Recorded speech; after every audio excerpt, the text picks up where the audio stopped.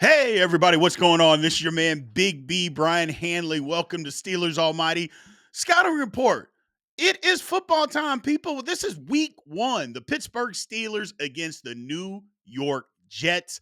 We are breaking down the matchup between these two, week one of the NFL season. Look, a lot of things that we've gone through in the offseason to get up to this point on both sides, from the Steelers and the Jets.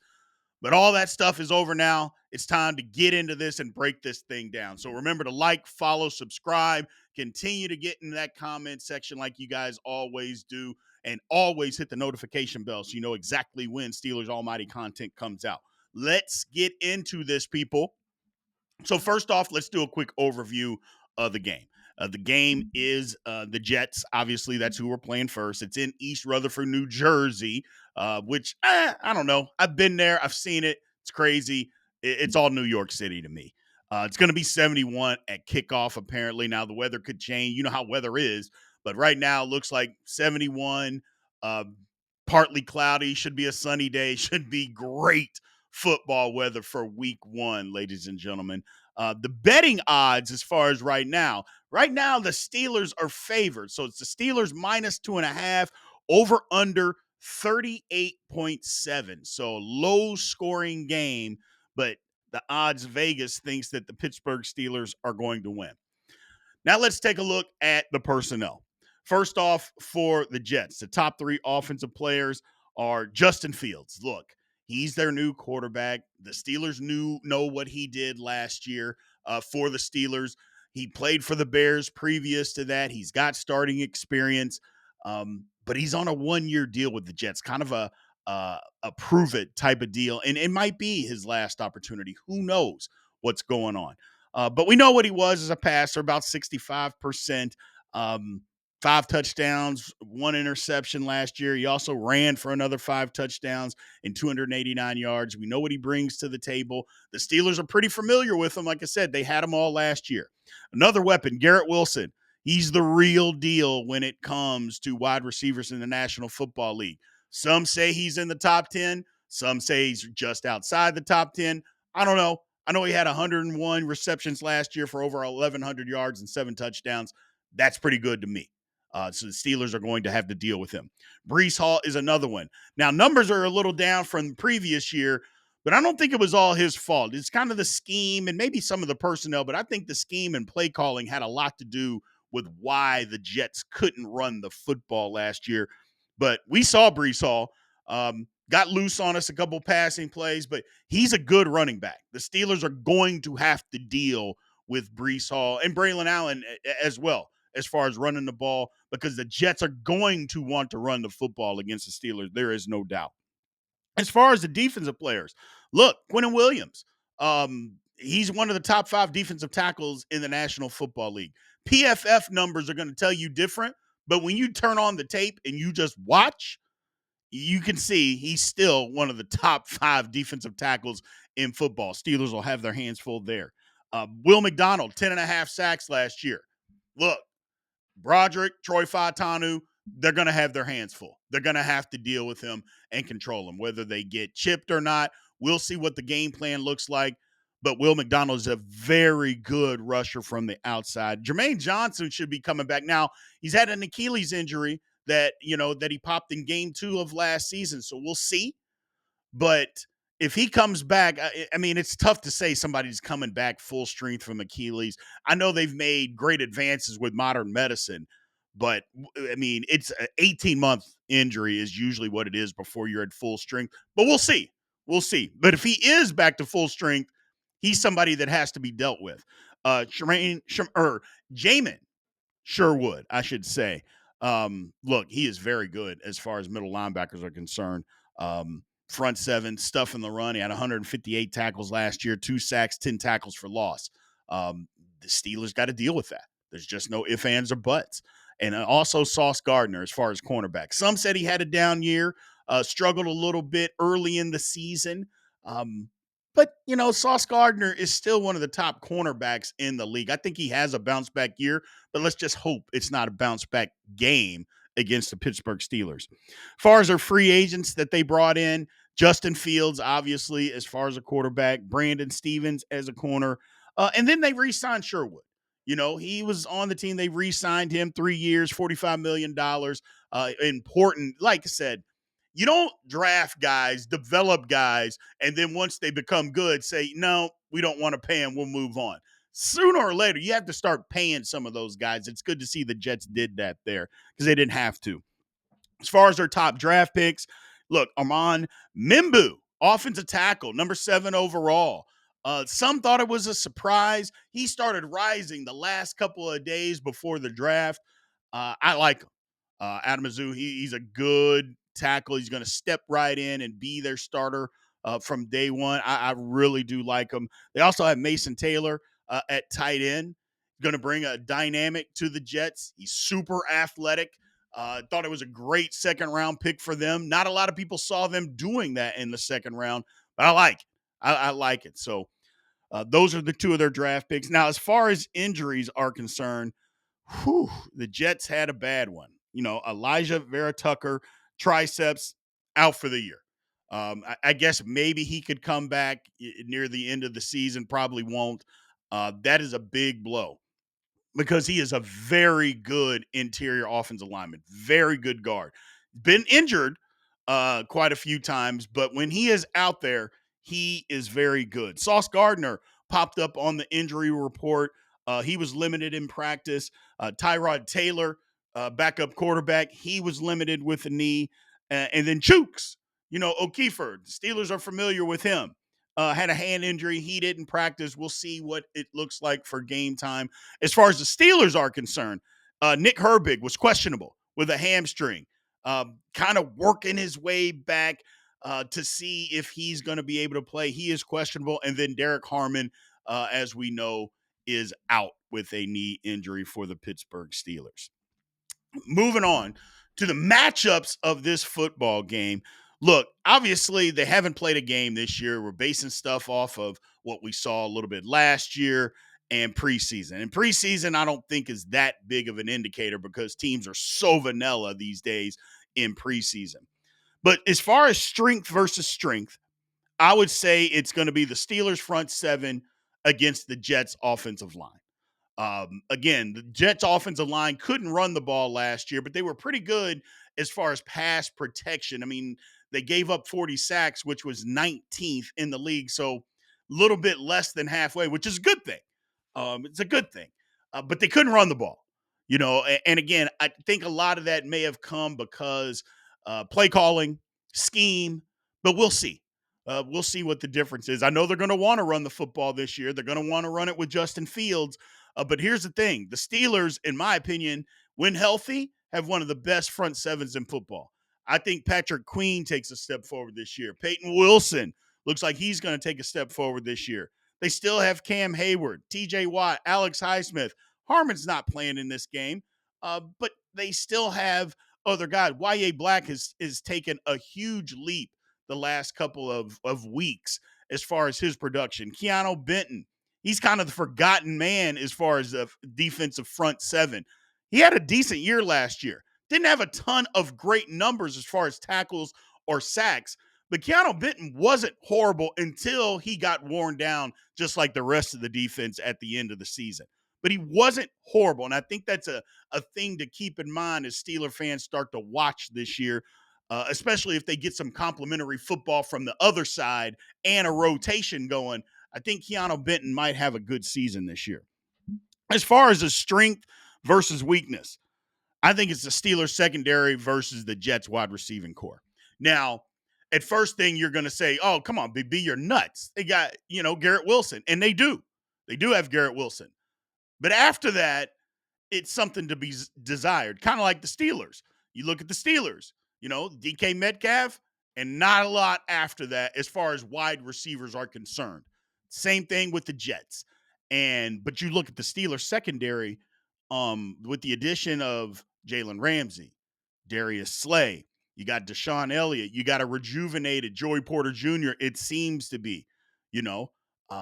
Look, the Steelers secondary, I don't think it's the strength of the team. I still think it's the front seven, but the secondary could almost be just as lethal. So when you match that up against what the Jets bring to the table as far as a wide receiving core, even with Garrett Wilson, to me, that, and I think a lot of people, that's a huge advantage for the Pittsburgh Steelers. Now, you got to go do it, and this is the first game of the year, so it can all just be a bunch of talk. But on paper, it appears the Steelers had the advantage. Now, you move over to weaknesses as far as what a weakness is for the Pittsburgh Steelers versus a strength of the Jets. It's the Steelers' offensive line against the Jets' defensive line. Um, Look, we have two new tackles. Faetano, who played 55 snaps last year. Okay, Broderick Jones struggled last year. Moving over to left tackle, struggled in the preseason. Got a little better, looked better, but it was so inconsistent. I go, and that's a problem. Look, Will McDonald on the outside can give these guys fits if they don't bring their A game. But he's not the best defensive lineman that they have. Quentin Williams, again, like I mentioned before, he is a top 5 defensive tackle in this league. We saw him last year. The Steelers had to deal with him. Now, they did a decent job, and it's still the same guys that played against him last year. So you would think the Steelers should be able to still handle him, but I mean, it's going to be a chore. It's going to be a chore. And we're kidding ourselves if we don't believe that the Steelers O line is still a question mark, because it is. The Jets D line, that's not a question mark. It's not a question mark. They also brought in Harrison Williams, who is going to be one of the better and has been one of the better run stuffers in the National Football League. We know the Steelers want to run the football. It's going to be tough. And I think the Jets have an advantage when it comes to that. All right, everybody. We got our man Matt O'Leary from Just Jets coming in to break down this Steelers versus Jets matchup. First, Matt, number one, thank you for coming back onto the show. We appreciate it. Absolutely. Thanks so much for having me today. No problem. So before we even get started, we got some news that came out about the Jets all O line. Now we're going to talk about it, their O line here in a minute. But what does this injury do to the Jets? I mean, because this guy's a very good offensive lineman. Yeah, so Elijah Vera Tucker lost for the season. On the eve of the season, really disappointing. He's heading into a contract year and was primed to have a really good season. He was a standout guy in both training camp and the preseason for the Jets. Luckily, it seems like they prepared for an injury at guard pretty well this offseason. So they're going to slide center Joe Tippmann over to play right guard, and Josh Myers, the previous starter with the Green Bay Packers, was a backup here and is projected to be the starting center. So Tippmann slides over one spot. He's played a little bit of guard over the last couple of years and has filled in well there. And now Josh Myers will come in and play some center. But it's for sure a big loss, and definitely going to have an impact in this game. Yeah, I mean, Elijah Vera Tucker is very good. For people that don't know, and most people don't know offensive guards that well, Matt, unless you are paying attention to the guards on your football team. I'm an old offensive lineman, so I tend to watch good offensive linemen around the league, and he was very good, very, very good. You're saying it stinks, yeah, obviously, because number one, he got hurt. Nobody wants to see anybody get hurt, but in a contract year, he's out for the year. It's not something that he can't come back from or anything like that. But on the eve of the season, it's just a tough break for him and the Jets. Yeah, without a doubt. Hard not to feel for the guy. Ironically, 2 years ago, he tore his other tricep. So now it's both arms that he's dealing with. He had an Achilles injury mixed in there as well. So very good when on the field, but unfortunately now this is 3 years out of five that he's had a season-ending injury. Gotcha. Well, let's change this around. Some positive news. A lot of buzz going on right now about the Jets with Aaron Glenn coming in to be the head coach, at least nationwide. But tell us what it's like as far as fans in the area. What's it like as far as expectations, or maybe just even the buzz? Maybe not expectations, but the buzz about the Jets right now. I'm assuming people are pretty excited. Yeah, for sure. I mean, with Aaron Glenn, this is a guy who is a former player in the league, number one, but spent, the prime of his career with the New York Jets. And, what fans really like is it seems like, some of the guys he's learned from and taken things from, Bill Parcells, who he played under, or Sean Payton, who he coached with, he references those guys a lot. And I think he understands what he's getting himself into. Sometimes with becoming, head coaches in this league, they come to New York, and I don't think they realize what kind of pressure is here, especially for a team that has such a long playoff drought. So I think Glenn understands that expectation wise. I don't think there's many fans who are expecting the playoffs in year one for Aaron Glenn, but I think we kind of just want to see a tangible step forward here coming off of a disappointing 5-win season, understanding that it might take a year or two before they really turn this thing around. But there is definitely overall excitement about Aaron Glenn being the guy to turn it around. Gotcha. Yeah, I was excited just from the outside looking in. I thought for a couple of years he could have gotten a head coaching job, but it seems to me, Matt, like the smart ones take their time, don't force it. Just because everybody believes you should take a head coaching job, sometimes you're not ready. And I think Aaron Glenn did a good job of just waiting for when number one the right organization for him, and number two when the time was right. But I think the Jets got a good one there. Yeah, without a doubt. And it's nice once he was hired, he talked about how this was a dream job for him. And I'm sure people in the past have been excited to take any of these head coaching jobs, Robert Sala or Adam Gase or Todd Bowles or whatever, but they don't have that. None of those guys had that same connection that Aaron Glenn has to this franchise, being drafted here, being a Pro Bowler here. So it was really cool this offseason to, hear him talk about how much he specifically wanted the Jets and not so much or not as much the other way around of like the Jets desperate to get this guy. Right. Absolutely. Well, let's dive into this game a little bit here. Again, a lot of talk as far as the quarterback swap, and people calling that the quarterback swap game. To me, I don't know, man.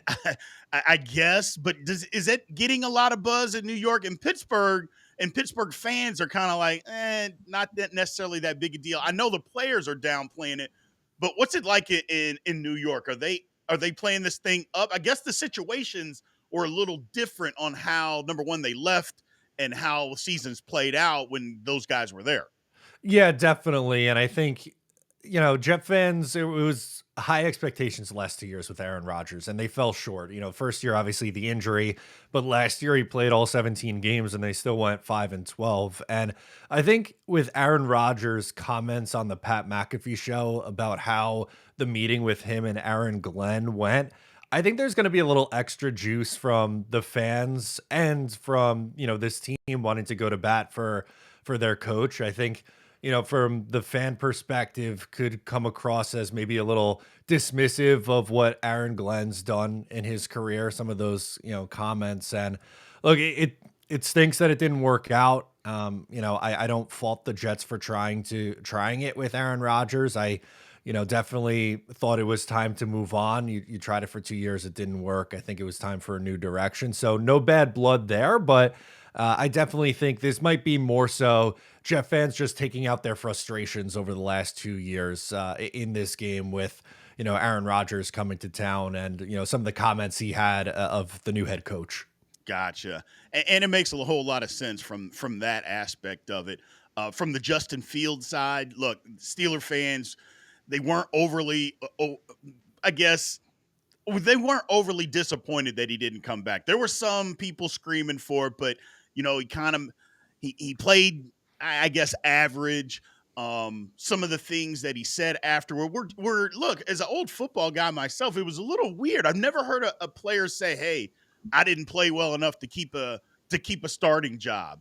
When the team was 4-2 at that point in time, I just thought, man, this guy, either somebody has said something to him or he's really selling himself short, because I thought, yeah, he didn't play great, but he could have played, continue to play and play better. Kind of sounded like a guy disappointed. But moving forward, look, it's a 1-year deal essentially for the Jets and Justin Fields. People, get hung up on what the contract says, but essentially it's a 1-year deal, a kind of a prove it deal or not.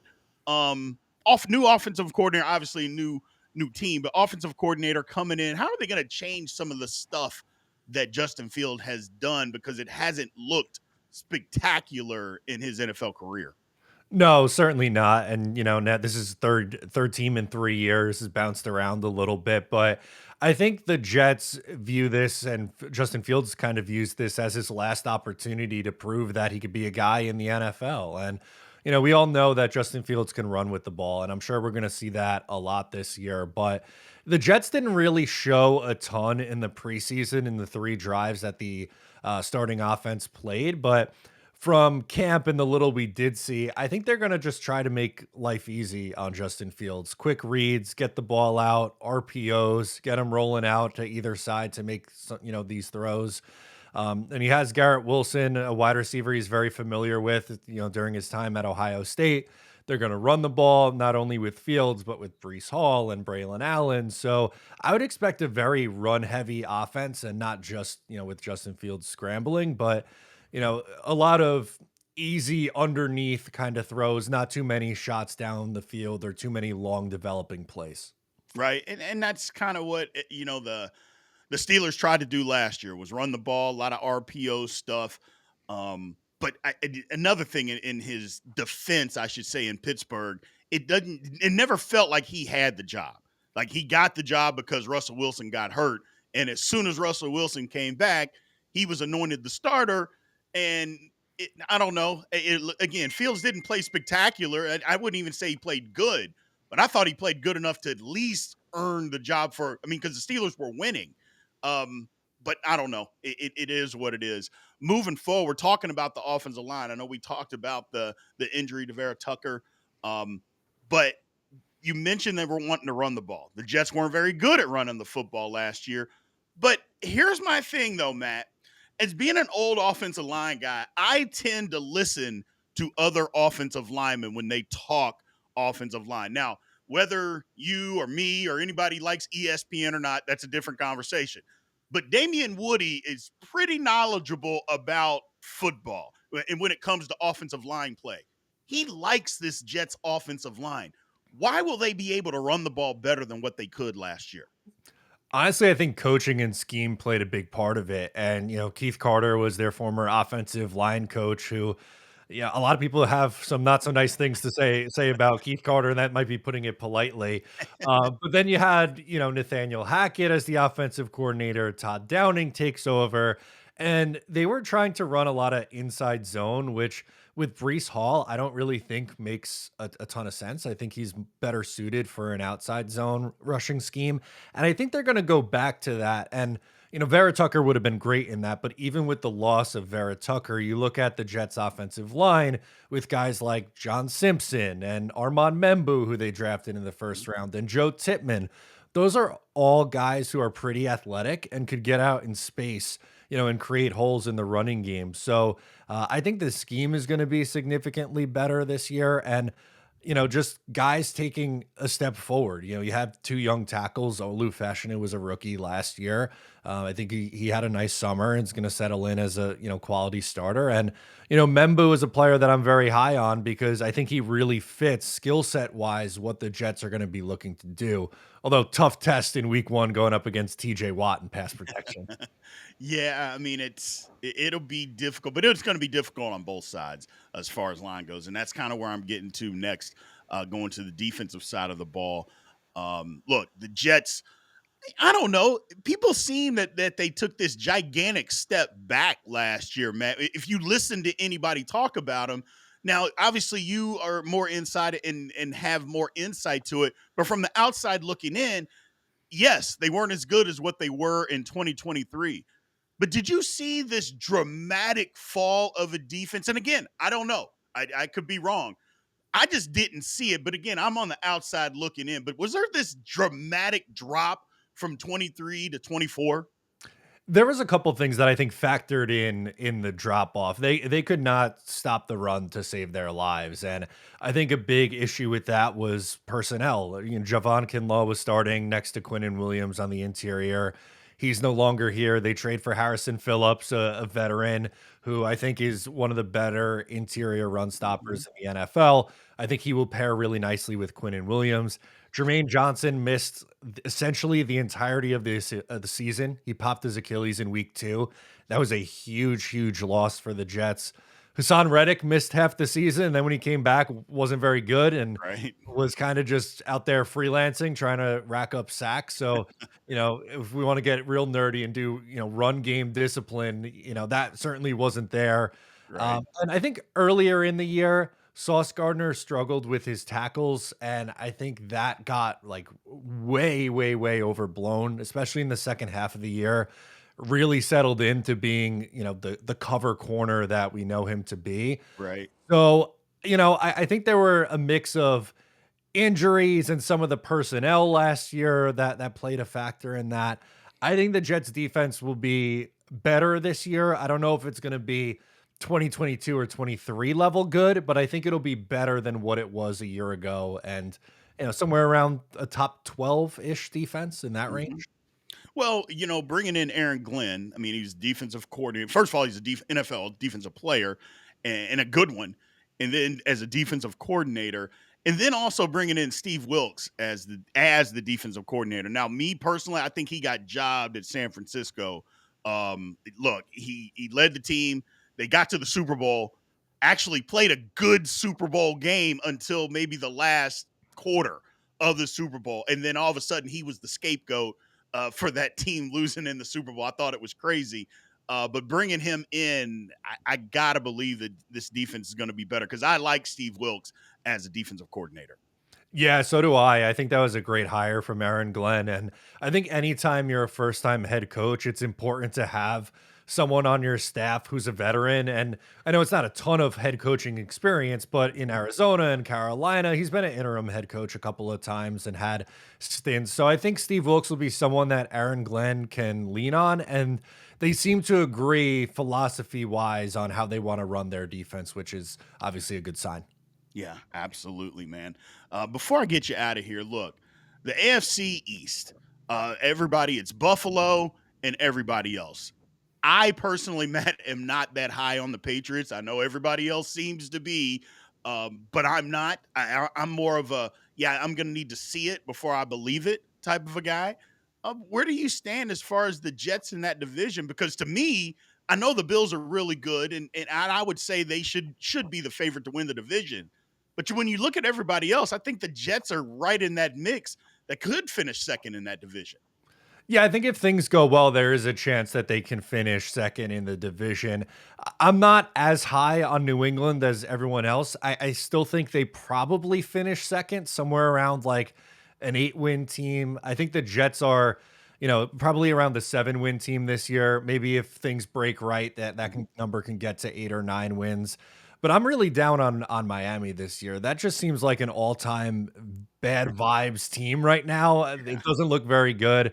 I think it's kind of the end of the line for Mike McDaniel there in Miami. So I think they finish last in the division with like somewhere in the 6-win range. And I think the Jets and Patriots are somewhere between 7 and 9 wins, depending on how the season goes. Gotcha. Well, I can't get you out of here until I get your prediction for the game on Sunday. Should be an interesting day. Should be a great day there. I was looking at the weather. Should be spectacular football weather. Who wins on Sunday, man? I'm going to take the Jets in a low scoring, tight football game. Would not be shocked at all if Pittsburgh wins this game.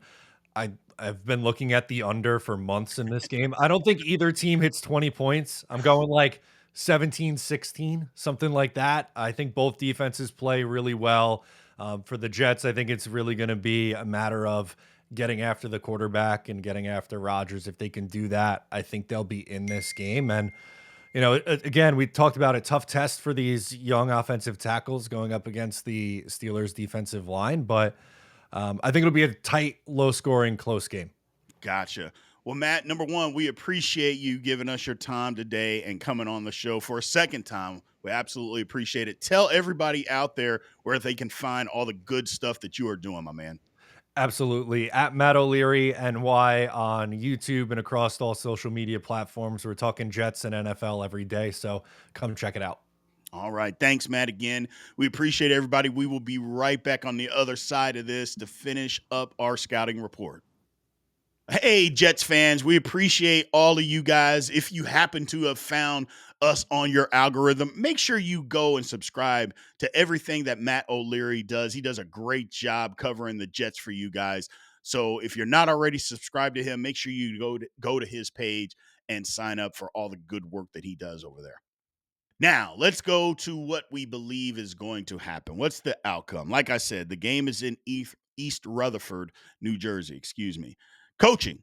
Look, I know a lot of Steeler fans are down on Mike Tomlin, but you're still going to give him the advantage over a rookie head coach. I don't care what anybody says. I like Aaron Glenn. I think Aaron Glenn's going to be a good head coach in this league, but he hasn't coached one game yet versus a guy who's won a Super Bowl and has never had a losing season. Don't crush me for saying that. Don't crush me, but it is the truth. It's true. Give me Tomlin as far as the coaching advantage. The history. Look, the Steelers lead this series 21-7, including last year. They won last year 37-15. So the Steelers have the advantage there. Also think the Steelers, when you just match up roster for roster, I think the Steelers are better. You look at the D line, just the defense. If you match up both, because I think that's the strength of both teams, the Steelers' defense overall is better than the Jets' defense. When you take as far as the outside rushers, the interior line, linebackers, secondary, the totality of it all, the Steelers are better. And then on the offensive side of the football, you might say the Jets may be a little bit better, but as far as the line is concerned, but weapons, I don't know. Quarterback, no. So overall, as far as the roster, give me the Pittsburgh Steelers. And then the matchups, yeah, it favors the Steelers. I concede that the interior of their D line is better than our offensive line. I'll concede you that. But I'm not going to concede anything else as far as where the Jets are better than the Steelers at. No, nowhere else am I going to say that, especially when you talk about you add in the kicking game. We have all pro kicker, a great punter. I'm just not going to concede anything else with the Jets are better than. So the matchups are the Steelers. But I do think this is going to be a close game, ladies and gentlemen. I believe this is going to be a close game. So who wins this game between the Pittsburgh Steelers and the New York Jets? Look, I think it's going to be a close game. I think it's going to be hard fought. It's going to be a defensive battle. But I do think that the Pittsburgh Steelers are the better team and are going to come out on top. Close game, score a little bit more than what Vegas anticipates. 23-19, Pittsburgh late, gets a late stop to put this one to bed. Pittsburgh Steelers start the season 1-0, ladies and gentlemen. Cannot wait for this game to happen. Make sure that you like, follow, subscribe, all the good stuff. Get in that comments and hit that notification bell so you know exactly when Steelers Almighty content comes out. We appreciate you guys, man. It's week one. Week one. Football is back. Here we go. And aloha.